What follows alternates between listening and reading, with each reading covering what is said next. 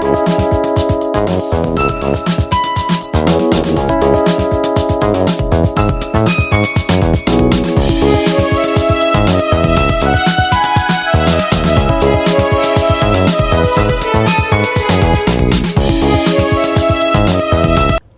আলাইকুম রহমতুল্লাহ। ভিউয়ার্স, যে যেখানে আছেন দেশে অথবা দেশের বাইরে, আশা করি ভালো আছেন। আপনাদের সবার ভালো থাকার প্রত্যাশা নিয়ে আমি মির্জা তারিকুল ইসলাম আছি আপনাদের সাথে। আর একটা নতুন নিউজে আপনাদের আমি নিয়ে যাচ্ছি। নিউজটিতে নিয়ে যাওয়ার আগে আমি অনুরোধ করব, আপনি যদি এই চ্যানেলে নতুন হয়ে থাকেন তাহলে চ্যানেলটিকে সাবস্ক্রাইব করে বেল বাটনটি অন করে দিয়ে আমাদের সাথে থাকবেন লেটেস্ট নিউজগুলো পাওয়ার জন্য। ভিউয়ার্স, চলুন নিউজটিতে কী লিখেছে আমরা দেখি, তারপরে না হয় আমরা কথা বলবো। ভিউয়ার্স, নিউজটিতে হেড করেছে আওয়ামী লীগের হাল ধরার কথা ভেবে দেখবেন সোহেল তাজ। এটা হচ্ছে হেডলাইন করেছে এই নিউজটির। ভিউয়ার্স, এই নিউজটি এবং দেশের সার্বিক বর্তমান পরিস্থিতি সব কিছু মিলায়ে মনেই হচ্ছে যে নতুন রূপে নতুনভাবে আবির্ভূত হতে যাচ্ছে আওয়ামী লীগ এবং আগামী নির্বাচনে প্রতিদ্বন্দ্বিতাও করবে মনে হয় তাদের প্রতীক নিয়ে। এই হাল ধরছেন কে, এই পতিত স্বৈরাচারে রেখে যাওয়া আওয়ামী লীগের, সে বিষয়েই নিউজটির ভেতরে উল্লেখ করা হয়েছে। চলুন আমরা দেখি কে ধরছেন পতিত স্বৈরাচারের রেখে যাওয়া এই আওয়ামী লীগকে। তাদেরকে জবাবদিহি করবে যারা হত্যা, খুন, গুমের সাথে জড়িত, দুর্নীতির সাথে জড়িত, তাদের বিচারের আওতায় এনে শাস্তি দেবে।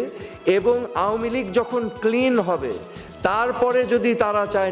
এই নিউজের ভিতরে লিখেছে, আওয়ামী লীগের হাল ধরার কথা ভেবে দেখবেন বলে জানিয়েছেন মুক্তিযুদ্ধ পরিচালনাকারী বাংলাদেশ সরকারের প্রধানমন্ত্রী তাজউদ্দিন আহমেদের ছেলে সাবেক স্বরাষ্ট্র প্রতিমন্ত্রী তানজিম আহমেদ সোহেল তাজ।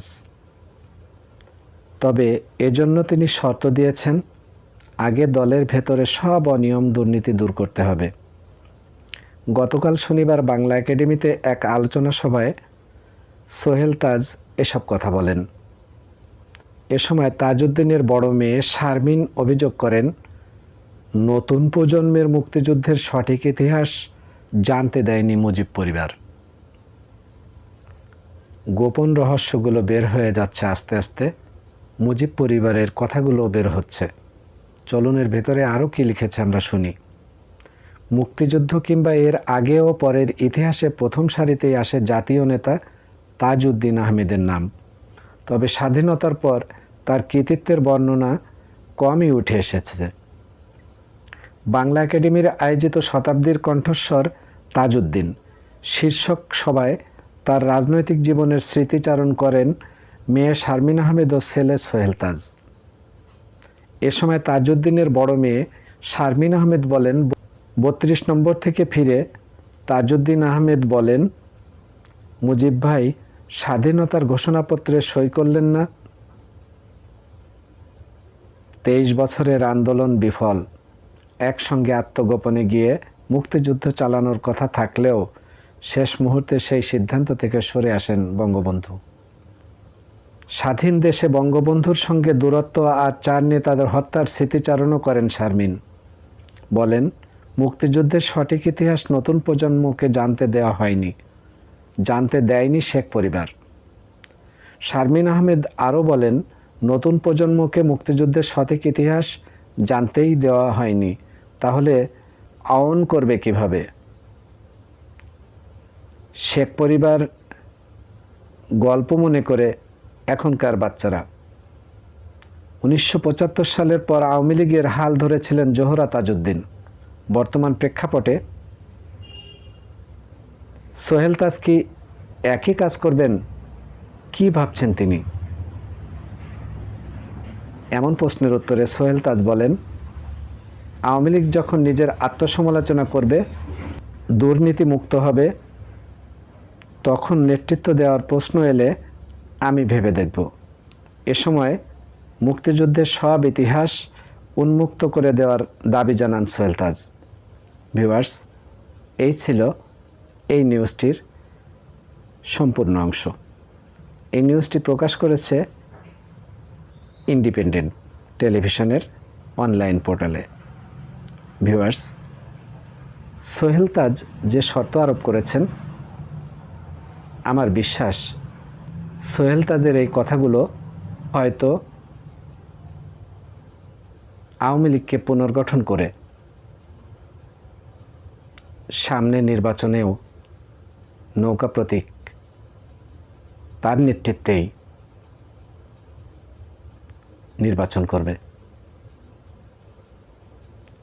সার্বিক রাজনৈতিক প্রেক্ষাপট বিবেচনায় আমাদের কাছে তাই মনে হয়। আগামীতে সোহেল তাজের নেতৃত্বে এবং সোহেল তাজের বড় বোন শারমিন আহমেদের নেতৃত্বে বাংলাদেশ আওয়ামী লীগ পুনর্গঠিত হয়ে বাংলাদেশের জাতীয় জীবনে আরেকটা অধ্যায় রচনা করতে যাচ্ছে। এটা বলাই যায় যে সামনের নির্বাচনে আওয়ামী লীগ নৌকা প্রতীক নিয়েই নির্বাচন করবে এবং প্রতিদ্বন্দ্বিতা করবে এই নির্বাচনে। তার নেতৃত্বে থাকবে বাংলাদেশ আওয়ামী লীগের নামে দল পরিচালনা করবে সোহেল তাজ। তার নেতৃত্বেই সম্ভবত আওয়ামী লীগ ঘুরে দাঁড়াবে। এরকম একটি সম্ভাবনার বিষয় উকি দিচ্ছে। ভিউয়ার্স,